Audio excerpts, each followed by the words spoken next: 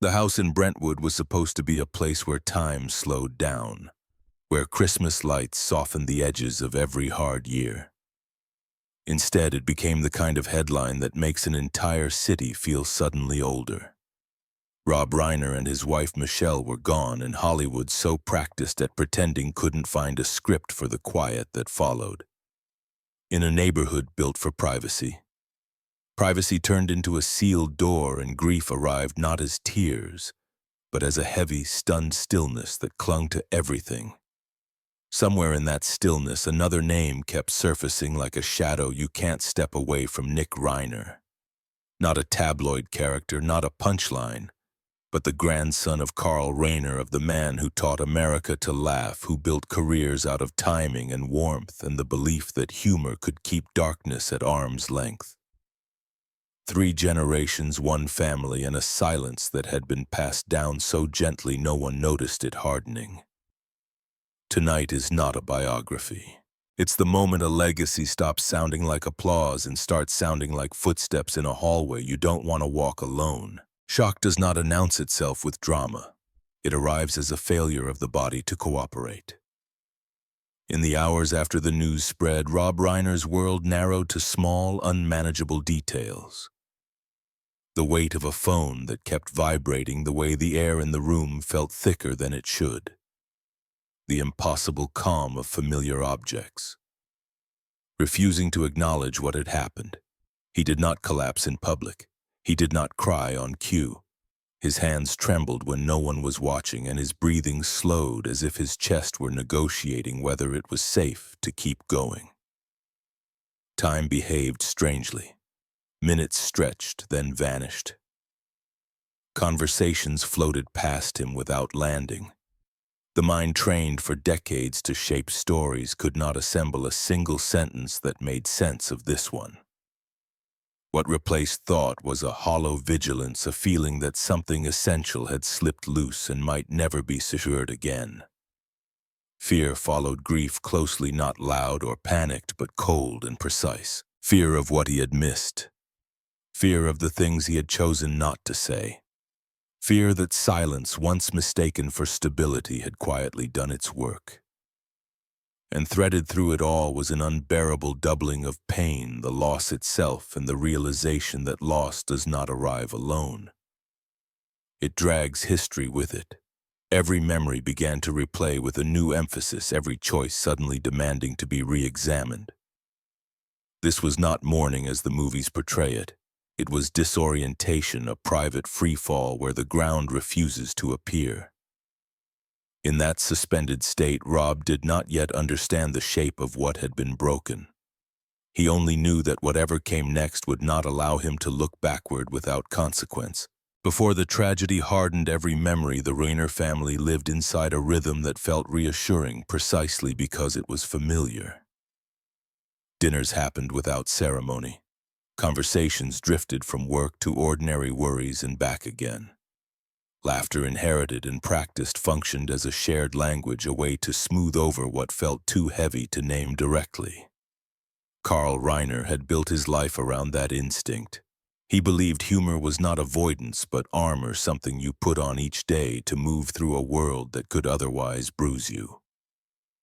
Rob absorbed that lesson early. He learned that presence mattered more than speeches, that showing up counted even when words failed.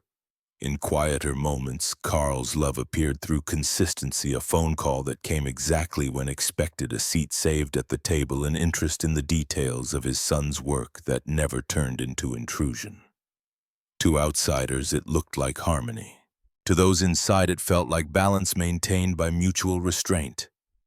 As Rob became a husband and a father, he recreated that balance in his own home.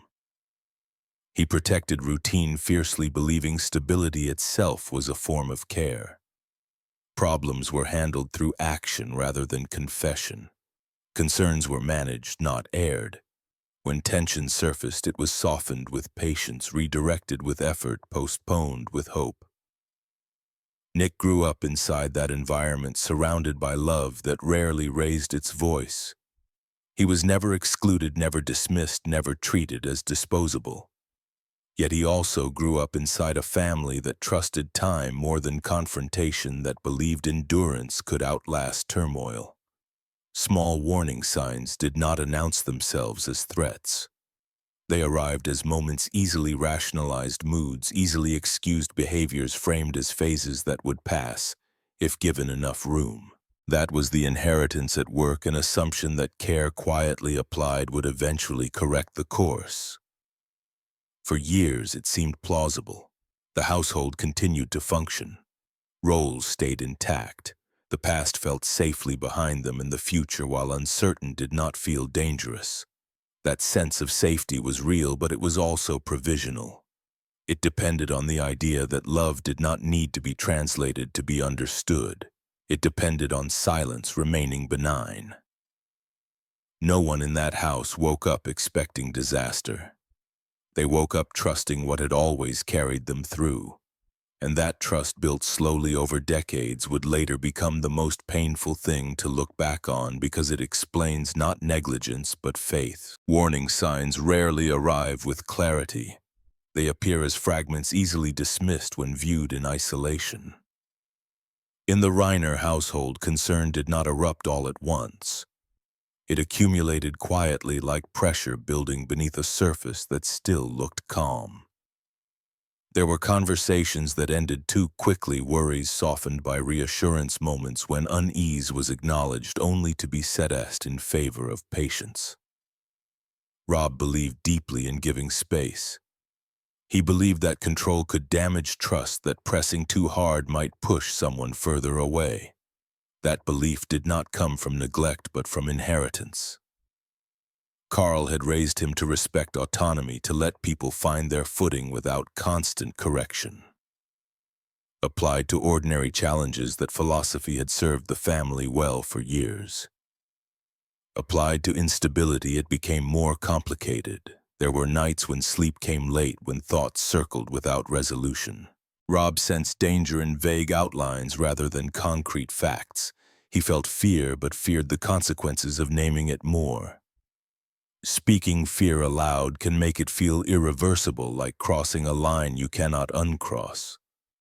So he chose vigilance over confrontation, supervision over confession, hoping that care would be enough to hold everything in place. Others noticed things too, but concern traveled cautiously through the family, passed in lowered voices wrapped in qualifiers.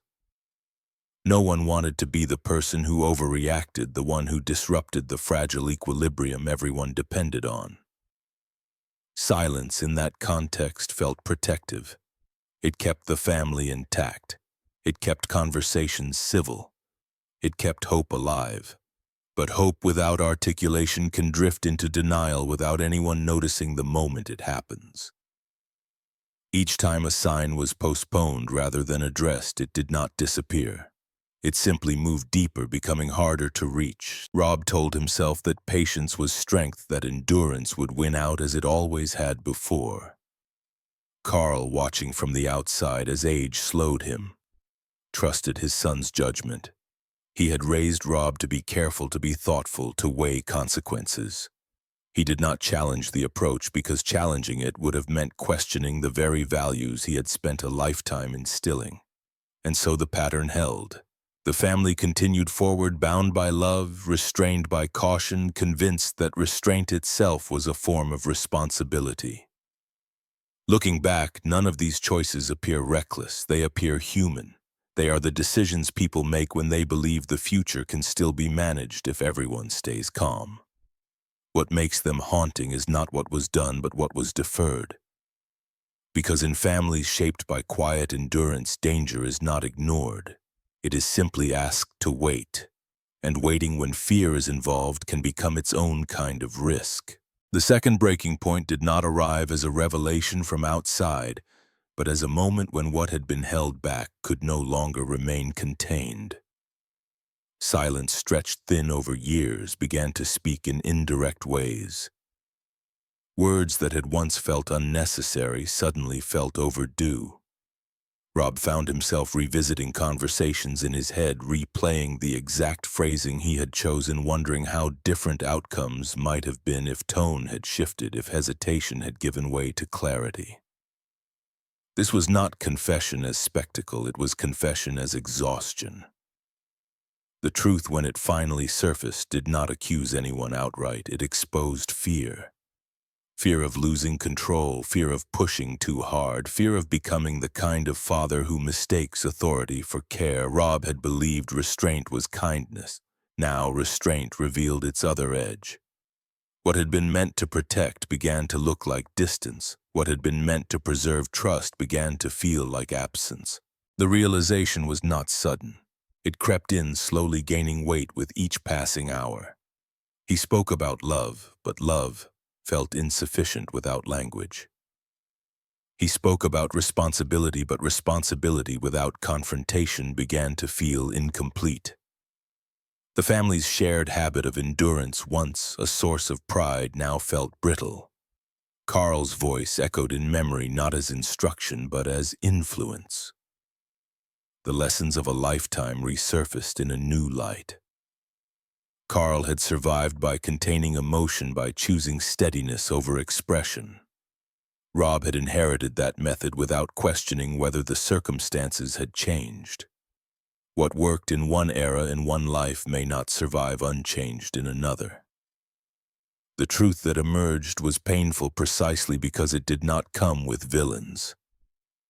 It came with recognition that love had been abundant but communication had lagged behind reality. Recognition that fear, when unspoken, does not disappear. It reorganizes itself. In that space, Rob confronted the most difficult admission of all, that he had trusted the past to solve problems the present demanded he name. This was not a betrayal of his father's values. It was their limit. The family had relied on patience as a solution, believing time would soften everything sharp. Instead, time sharpened what remained unresolved. Speaking now did not undo what had already happened, but it stripped away the illusion that silence had been neutral. It had shaped the outcome as surely as any action. In that moment of clarity, Rob understood that truth does not always arrive in time to change events. Sometimes it arrives only to change how those events must be carried, and carrying them would require a language he had spent a lifetime avoiding. Guilt rarely presents itself as a single emotion. It arrives layered, contradictory, impossible to resolve cleanly. For Rob Reiner, guilt did not announce a verdict. It asked questions that refused to stay quiet. What if he had spoken sooner? What if he had insisted instead of accommodating? What if the line between patience and postponement had been drawn differently? Each question circled the same painful center. Love had been present, but clarity had not. He found himself arguing with his own memories, trying to determine whether caution had been wisdom or fear wearing a responsible mask. The mind, once trained to shape narratives with beginnings and endings, now encountered a story that would not organize itself. Every path seemed to loop back to the same unresolved space where silence had once felt safer than confrontation. Anger followed guilt, not as rage directed outward, but as a sharp inward recoil. Anger at circumstance. Anger at the limits of inheritance. Anger at the realization that the values he had trusted most were not universally protective. Carl Reiner had taught endurance, restraint, the belief that steady love could weather storms without constant explanation. Rob had carried those teachings faithfully, believing they represented strength. Now he faced the possibility that strength without articulation can become rigidity, and rigidity can fracture under pressure. The most punishing questions were the simplest ones. Why didn't I say it? Why did I wait? Why did I assume time would do the work words were meant to do? These questions did not seek answers, they imposed weight. They turned every memory into evidence, every decision into a cross-examination of intention versus effect. And yet blame resisted clarity. Rob could not reduce what happened to a single mistake without distorting the truth. The truth was messier. It involved fear that felt protective, love that felt constant, and silence that felt practical until it wasn't. Blaming his father felt unjust, yet ignoring inheritance felt dishonest. Blaming himself felt inevitable, yet insufficient. Responsibility scattered across decades, across habits learned long before the crisis demanded a different response. In moments of exhaustion, Rob considered the cruel paradox at the heart of it all. The very qualities that had made his family functional for so long had also limited their ability to adapt when the ground shifted beneath them. Patience became delay, trust became assumption, privacy became isolation. None of these transformations were intentional, and that was precisely the problem. They occurred quietly, without confrontation, without alarm. He replayed his father's presence in his mind not as an accusation but as a mirror. Carl had loved fiercely within the language he knew. Rob had done the same. The tragedy was not that love failed, but that it was asked to carry more weight than it could bear without translation.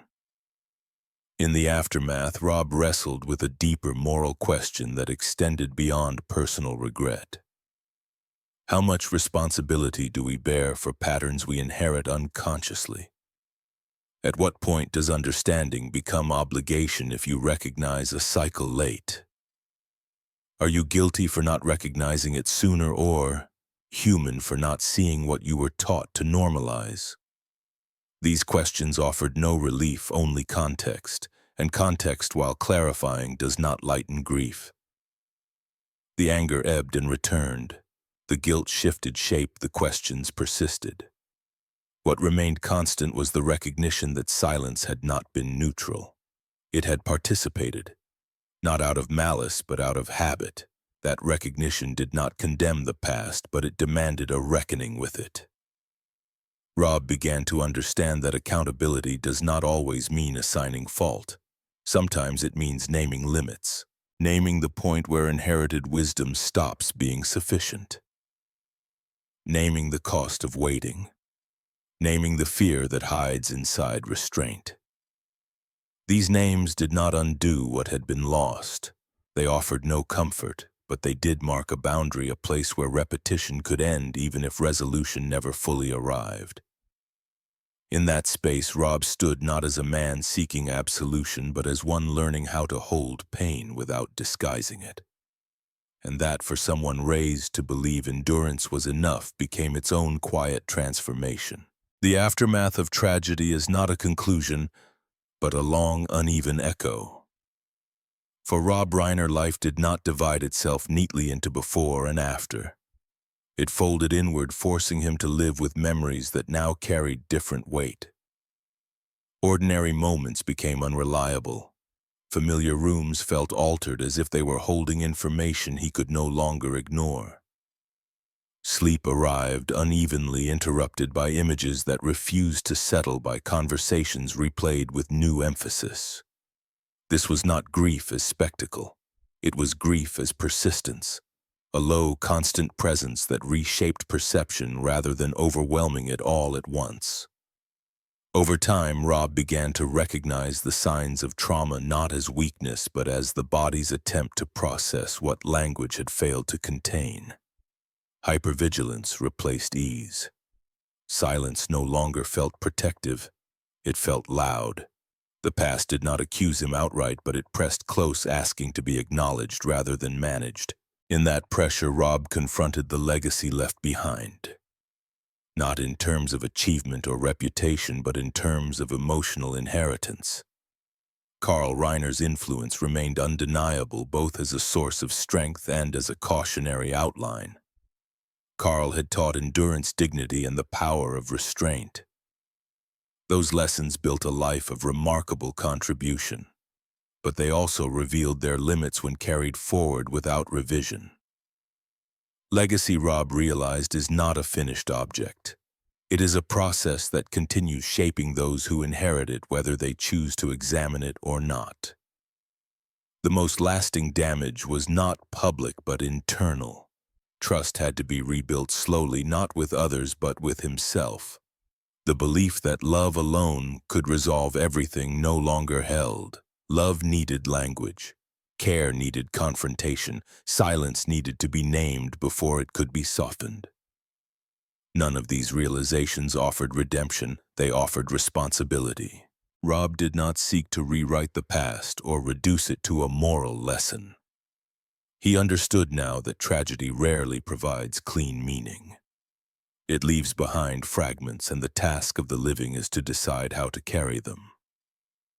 The psychological cost remained visible in the way certain topics tightened his chest, in the way absence made itself felt at unexpected hours. Yet within that cost existed a fragile possibility: awareness.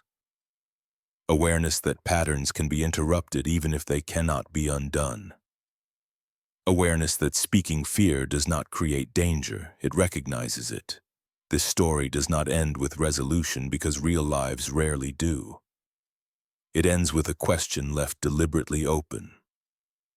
What we inherit is not only love and talent but habits of silence and restraint. Whether those habits continue depends on whether someone chooses to notice them in time.